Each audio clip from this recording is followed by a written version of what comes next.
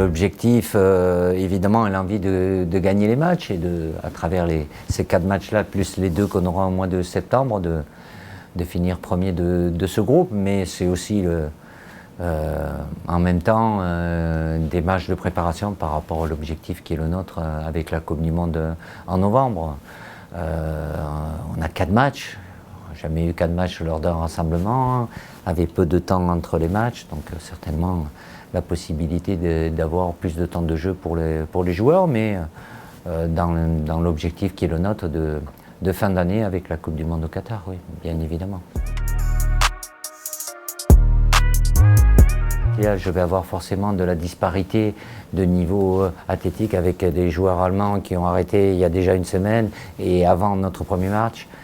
Qui sera contre le Danemark, il y aura pratiquement 6 semaines, donc des joueurs qui finissent la saison sans avoir d'objectif réel, ils auront quand même, entre ceux qui jouent le dernier match ce week-end, il y aura une semaine avant qu'on soit en rassemblement, mais bon, on ne va pas se plaindre d'avoir des matchs, d'être ensemble, même si c'est une période où forcément c'est une période de vacances, mais pour les internationaux, forcément, ça prolonge un peu la saison.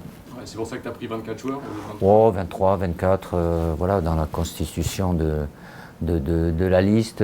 Par rapport aux 24, je ne me voyais pas en enlever un ou un autre pour être en 23. Après, c'est le fait d'avoir 4 matchs, pas 4 matchs, même si Sylvain Ripoll avait la sélection des espoirs, qui en a pris un peu plus.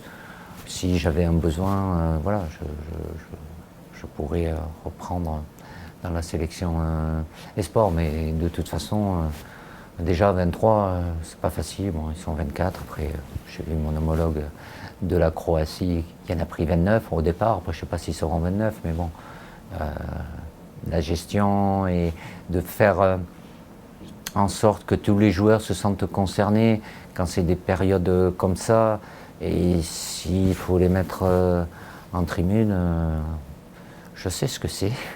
Et certains de mes collègues qui l'ont vécu aussi, et on est tous unanimes par rapport à ça. Mais bon, on n'est jamais à l'abri, mais voilà, ce sera un groupe de 24.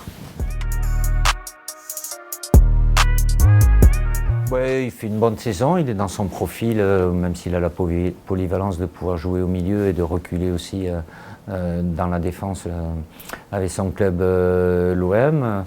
Voilà, il était avec les espoirs, il en a été capitaine aussi, il y a une forte concurrence. Après, je lui ai dit, et c'est la réalité, évidemment, il y a d'autres joueurs qui ne sont pas là parce qu'ils ne sont pas en état d'y être ou blessés, mais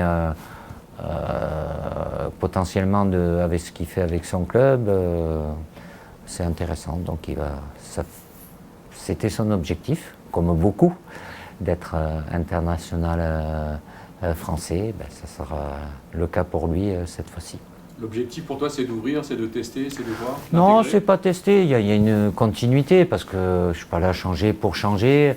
J'ai toujours, depuis que je suis là, fait en sorte d'oxygéner le groupe, de mettre de la fraîcheur pour avoir des réponses aussi, parce qu'on ne sait jamais aujourd'hui, si j'avais une liste de 23 pour la Coupe du Monde, je suis quasiment certain que ça ne sera pas la même en novembre, parce que je ne sais pas ce qui peut se passer. Donc l'évolution des uns et des autres, pas mal de joueurs qui vont devoir changer de club, évidemment d'avoir les cadres, les anciens qui ont vécu, mais ça ne va pas à l'encontre de pouvoir avoir des joueurs avec moins d'expérience, pas forcément jeunes, mais comme ça a été le cas, je l'ai dit en conférence de presse, de nous retrouver à la Coupe du Monde en Russie avec Lucas Hernandez et Benjamin Pavard qui n'avaient pas d'expérience internationale et d'aller au bout de la compétition. Donc si j'ai à prendre des mêmes décisions, je les prendrai si je pense que c'est mieux pour l'équipe de France.